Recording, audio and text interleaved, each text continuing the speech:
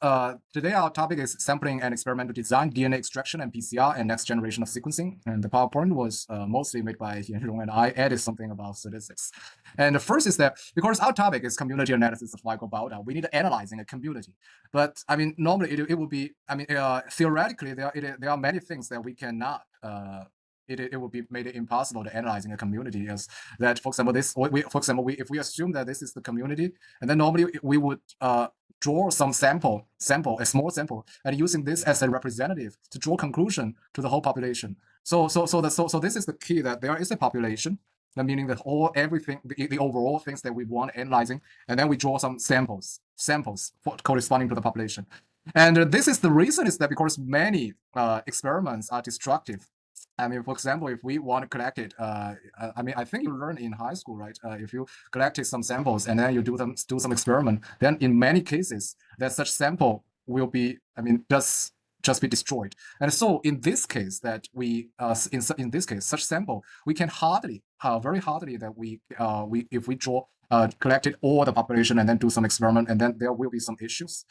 And then the sampling, this is a pretty statistical topic, that the most important theorems there are in statistics about sampling are two major things. That one is the law of large numbers. Indeed, there are two versions. One is the weak law of large numbers. It says that it is assuming that the sample was collected independently and identically distributed, and that means that, for example, there is a population that independently, that is that we are assuming that for each individuals that they are totally unrelated, so independently, and then identically distributed. That means that if we collected this sample, and there is, for example, there are many circles, many small circles, and then if we collect it from one circle and then comparing to another circle, that will be the same, completely the same. So this is called independently and identically distributed. And then it says that, well, as the sample size grows larger and larger, for example, if we collect more and more samples, and then eventually this sample mean, based on we draw the conclusion from the sample, will converge to the population mean. So this is the weak law of large numbers. And then there is another, a more fundamental theorem, is called strong law of large number. It was called by Kolmogorov, that it converges almost surely, and it does not require this independent and identically distributed samples. And that this is more fundamental, and so we will prefer the strong law of large numbers. And then so this ensures that when collecting samples, that of course there are more samples, it will closer to the population, right? But however, there is another issue, that because more samples, that we need to pay more and require more time, and anyway, it is impossible. So how the sampling wisely, that means that how we can use samples as small as possible, while we can still draw some very reliable conclusion. So this is the main topic about statistics. These two laws are rather more mathematics, yes, but they are also a very important statistical theorem. And this is and we talking about, if we talk about how we do some experimental designs, about how we can do some stratified sampling, and this is more about statistics. And this is, for example, the most popular approach we use is called stratified sampling. The stratified sampling is that we stratify the population into the population of several subpopulations. And I want to do some, for example, I can give you an experiment. For example, in China, for example, if you want to do a China population experiment, and then do some survey, and then, for example, you might classifying as age, classified by age.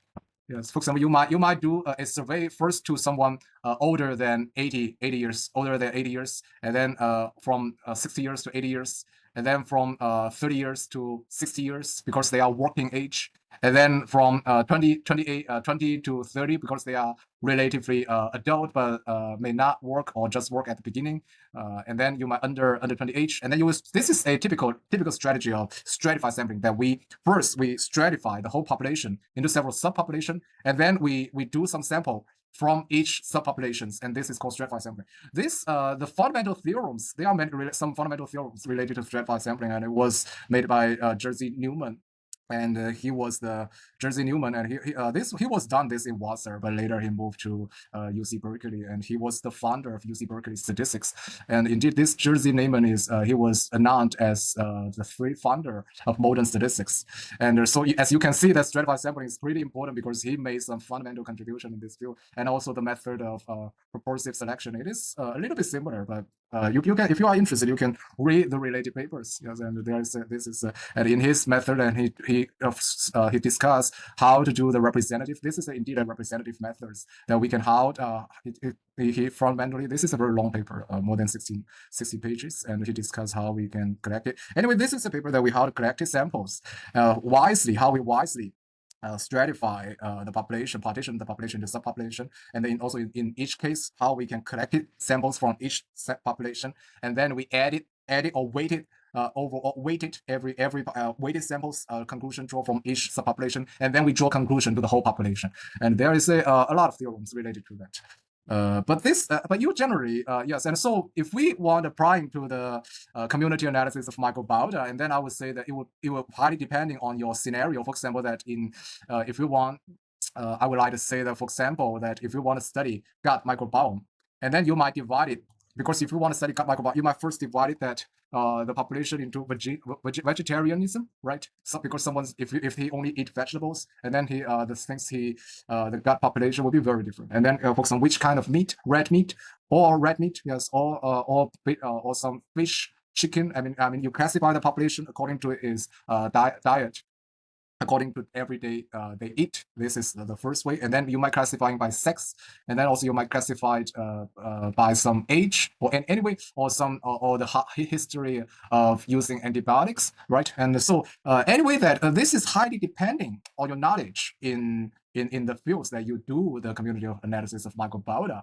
But this, if you have but there, even you do such classifications, there are many things that you need to consider. And especially if you are doing some very large experiment, I mean, I suggested you that you might consult someone who are familiar with this field, and then you might, I mean, if it is a very expensive experiment, then you might get some help. And it was very impossible that I discussed everything in this small class. And after we do some stratified sampling, and then we need to consider another key issue is the sample size. Because, I mean, aside that more sample size, because according to the large law of the weak law of large numbers, the more sample size, and then the more it will be more accurate. But of course, it will require more expensive. It is more expensive. And then the purpose of the experiment is to get a result with enough confidence. But what is the confidence? For example, that sometimes you might read some scientific journals or articles or newspapers. It might say that, for example, with a 95% confidence. I mean, you might sound it very high, but in fact, therefore, different journals, it is highly depending on your targets. I mean, normally, that, for example, that if in some very high level, for example, like Nature, Science, Cell, and of those for those journals, they have a very high requirement for the confidence. And yes, and normally the 95% it is normally impossible, nearly impossible for them to consider your papers. Yes, and you may at least 99%, yes, 99%, and normally even 99%. And I mean, you need to have a very high confidence to publish in some very top journals. But normally in many journals, that a 95% is acceptable in many common journals. I mean, if it is not a very high, yes, but normally, therefore, because for some very this is also the reason that because indeed, so even something. But I need to say that, I mean, 95% confidence, that doesn't mean that this result might be wrong. It doesn't mean that. It is just not enough. I mean, because because for the top journals, they want a very high confidence, and they don't want to risk the possibility of failure. And so if it is a relatively regular journals, normally 95% is enough. Yes, and then the most important thing is that we need a computing. For example, now if you want to do some experiment, and then your target is Nature, and then you need to know that Nature maybe he requires 99% confidence. So how much samples do you need? How much samples do you need to reach this 99% confidence? Because as you can see that if you do some sampling from the population, and then it will form a distribution, right? It will form a distribution, and then after you form a distribution, you need to draw the conclusion. So you need to before you do the experiment, you need to have some basic intuition on how spread your sample is. For example, like here, this is for example, the average value is 10, and then there are some values for around 8, and some values around 12. And then if you say this value is this 10, and then it is spread, and then if you say this value is 12, the possibility is not very high, right? Very low possibility. So So indeed, there is a way in statistics, there is a way that we can, if you want to have, for example, if you want to have this 99% confidence, and then if you have some basic knowledge about the spread, for example, because it is highly depending on your cases, for example, that if in human gut microbiome, in human gut microbiome, and then because humans are very different, there are some males, females, and different vegetarianism, and many different diet and have history of medical histories, different medical histories. So their gut microbiome can be very different. So in this case, if you want to do some experiments on human gut microbiome and reach 99% confidence, normally you would require a very large sample size. I mean, according to my knowledge, normally it is at least 1,000, I think, at least 1,000.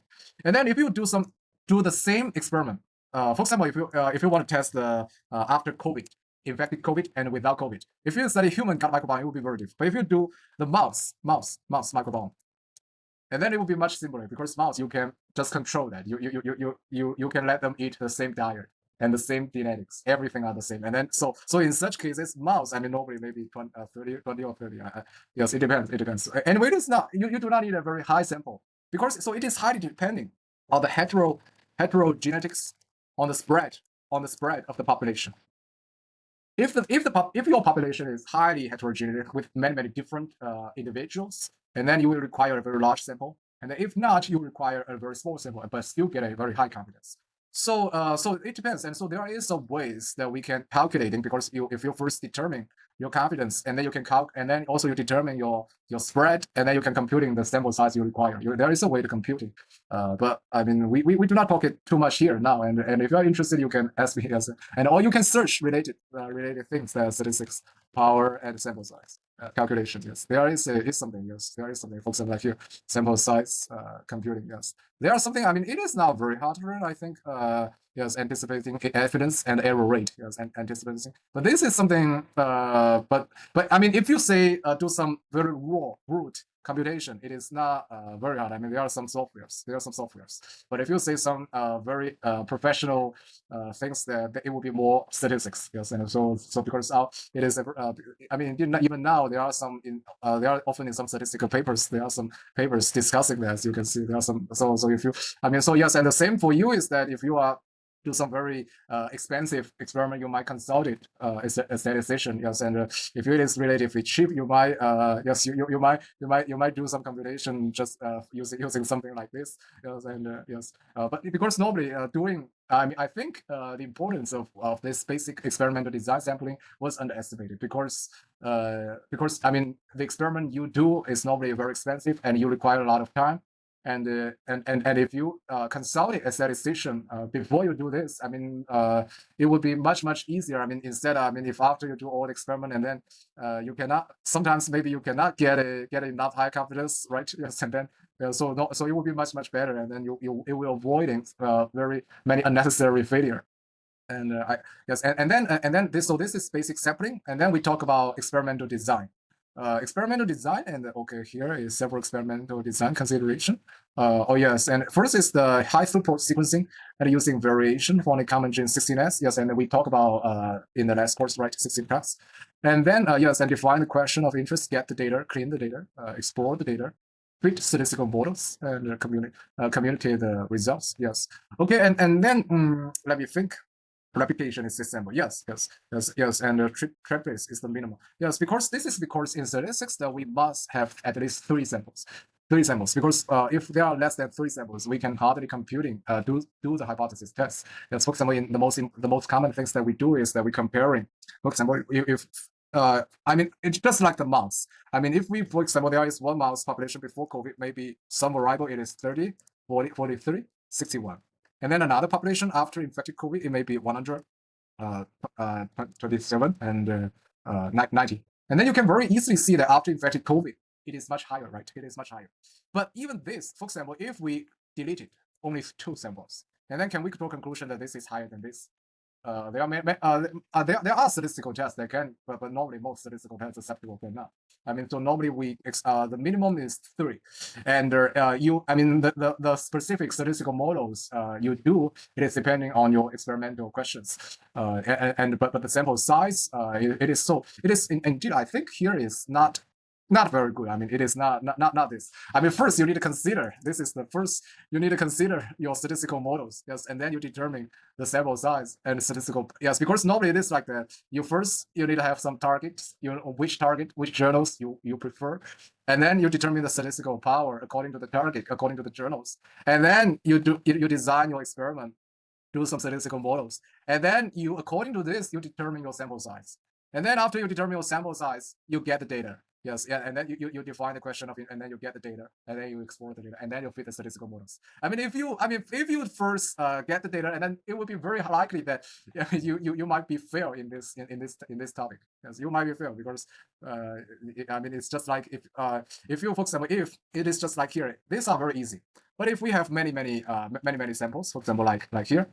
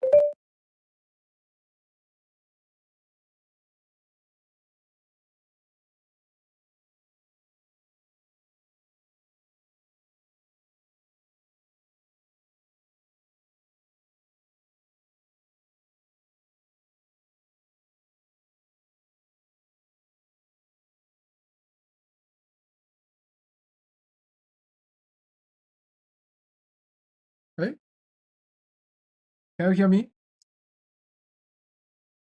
Okay. Okay. And then, so this is a very common, when I break, when the break, could you say that? Is here? When is the break?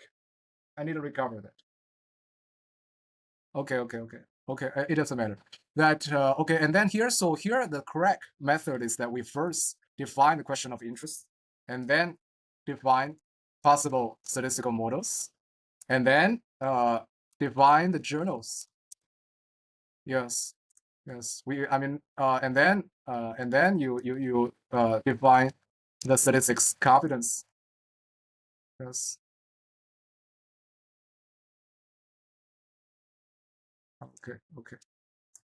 Okay, and then you define the statistical confidence, and then you define, and then computing the sample size. Yes, computing the sample size. You're computing the sample size, and then you get the data. Yes, and then you design the experiment. Design experiment. Yes, and then you get the data, clean the data, explore the data. Yes, and then you fit the statistical model and communicate the result, and then later things are correct. Yes, later things are correct. Yes, and then yes, let me here. Yes. So yes, because I mean, if without this step, I mean, and then you will, I mean, in many cases that you might get something. Yes, and then you explore the data and then fit statistical models and then communicate and make your result analysis reproducible. No, this is something, I mean, it is more like your description. I mean, whether it can be reproduced by other people. So you need to describe your result very clearly in your papers. And then here is the DNA extraction and the PCR. DNA extraction is a fundamental technique in molecular biology. In molecular biology, used to isolate DNA from various types of cells or tissues. And the choice of the, yes, and this is indeed that this is a common, because I mean, you can see that, for example, like if you, for example, just like a sheet, if you want to do some analysis on the gut microbiome, and then you have a sheet or ferrous, and then you have these things that you need to extract the DNA within this. So normally in science we use some DNA extraction kit. No, not here, not this. No, yes. We normally we do some DNA extraction kit, and yes, and here like this. I mean, something are very old. I mean, no one uses that now. I would prefer to search that DNA extraction kit. Yes, yes. It is not most people now often they use some DNA extraction kit, and then as long as I mean you put something, you put your samples into this kit, and then this kit will automatically extract the DNA for you. Yes, it is very simple. So the key thing is that you need to select it. The code is you need to select the key that you that is the most possible, that is more fit to your sample. For example, that you can see that for example, here is a prompt key, DNA prompt key. That means that for prompt, they use a different key. And then the plasmid key, for plasmid, there is a key. For example, fecal, this is for, I mean, just like gut microbiome, you use this key. And also for power fecal, and power water, you use this kit, water. And then for example, for soil, use this power soil kit. I mean, anyway, that for different experiment, different type of samples, it would be the best that you need to use different types of kit. Of course, there are some relatively universal kit. I mean, but those kit are, I mean, if you use a universal kit, for example, to extract the samples from the water, the DNA from the water, it might works. Yes, it might works. Or if you even fecal, I think it is often works. But if for the soil, it is often not work. Yes, because soil is very complex. The most complex community is soil. And then if you do some prompt, it might work. It might work. Yes. So there are some universal kit. Some universal kit. And if you, for example, if you send the sequencing to some sequencing company like the BGI, I mean the BGI, they normally use some universal kit. They don't care about which sample you are. They just use some universal kit to do your samples, and then they have some results, and then it's okay. But there is a problem that in some cases, those universal kits does not work for some specific samples.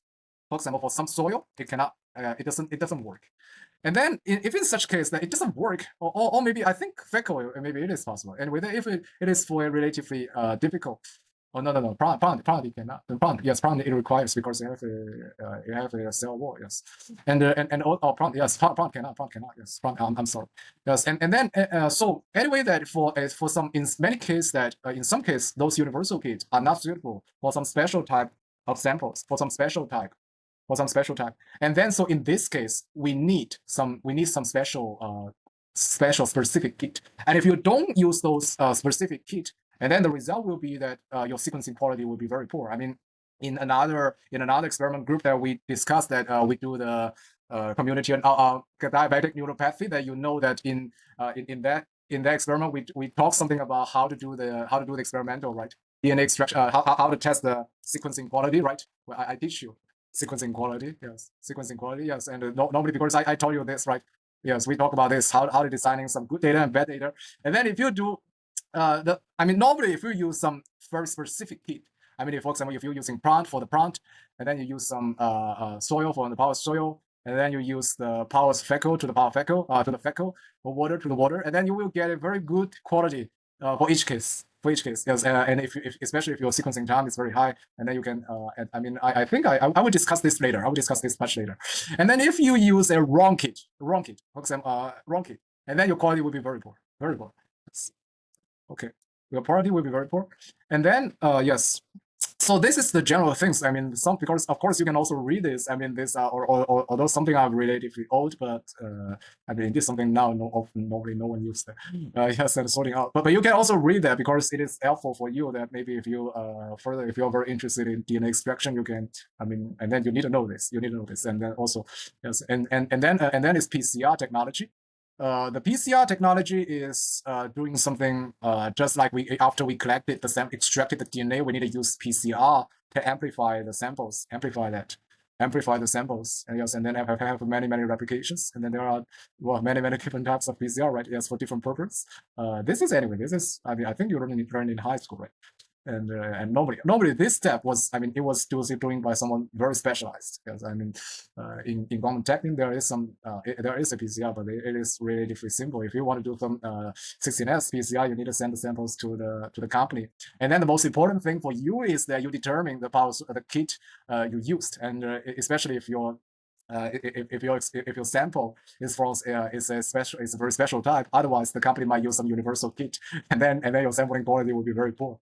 Okay, and then the application of the PCR, and then application. Well, why there are some application disadvantages, and well, that when Well, but this is already, most are solved. Most are solved now. Most are solved now. This, I think this is relatively old things.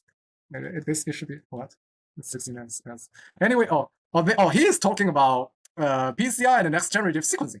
No. I mean, even in the next generation sequencing, you still need some PCR because the sequencing, it always requiring do some PCR to amplify the DNA. I mean, it would be impossible that you use your own DNA, or RNA, without any amplification. It is impossible. So in any case, the PCR is very fundamental and fundamental. Every time we need to use that. It is, the difference is just that sometimes if you do some PCR and then if your target is a single gene or a single microorganism, specific microorganism, that after you do some PCR, you can draw some conclusion. But if you do some community analysis of microbiota, it is all related to the next generation sequencing. And then the next generation sequencing is here, Illumina sequencing. And then as we talked in that last year, right? Most platforms are Illumina sequencing. And then the Illumina sequencing is here. I mean, it is just like first we bind to the primer, and then PCR extension, they do some PCR, and then dissociation. And then it is again, and then you have some cluster. After you have some cluster, they have some Illumina fluorescently, they can identify this signal scanning, and then they can identify the signal. This is very cheap, and Illumina, it is now normally if you do this experiment for one sample, maybe 100 yuan or even less. I mean, yes. I remember that it is even less, for 50 yuan. I mean, for just one sample. So it is very cheap. And for ion tolerant sequencing, this is relatively rare, but you can have some specific. Yes, as you can see that it is fast run times and it doesn't rely on optimum selections. And in some very specific fields, they might use that. Yes, they might use that. Oh, and he also found some other sequencing NGS techniques. That's very later. Okay. Specifically bioscience single molecular real time. Yes. I don't think maybe you can search that. But I'm not familiar with this. Okay, and this I know, and this is a relatively new thing, the Oxford Nanopore. You can try, yes, but I know, but it is very new, and so I'm not familiar with many details. And then BGI, yes, and BGI is the Beijing Genomics Institute, and BGI, they use this is similar to Illumina. They just use Illumina machine. They use Illumina, and they do some, they have a very good processing, so they can process as many samples each time. And then it is the 10x genomics from, and then this is the, yes, okay. Yes, and then this is mainly for the single cell, yes. And then application of NGS in microbiota study, yes. But here we are not talking about single cell because we have community analysis of microbiota. Most things we talk about is here, is Illumina. And but single cell is more, more like, for example, in human, if you do some blood, and then you do some single cell sequencing, because in blood there are many different types of cells. You sequencing the sequence of in every cell, and then you can get a different conclusion. I mean, if you say a single cell in microbiome, it might more like metagenomics, and not normally very few people do. Metagenomics is another topic, but single cell in microbiome, very few. And then application of NGS in microbiota studies, yes, and it talk about gut microbiome and metabolic DNA. Okay, and this is something like yes, and gut microbiome, yes, and yes, it is like NGS. Anyway, here the topic of our course is mostly about NGS and Illumina's platform for the second generation. So this is second generation. These are second generation, and the single cell is third generation, and so it is different. Okay, and are there any question here? Are there any question? Hello? Hey, are there any questions? Okay. If you don't have any questions, then we will end, okay? Okay.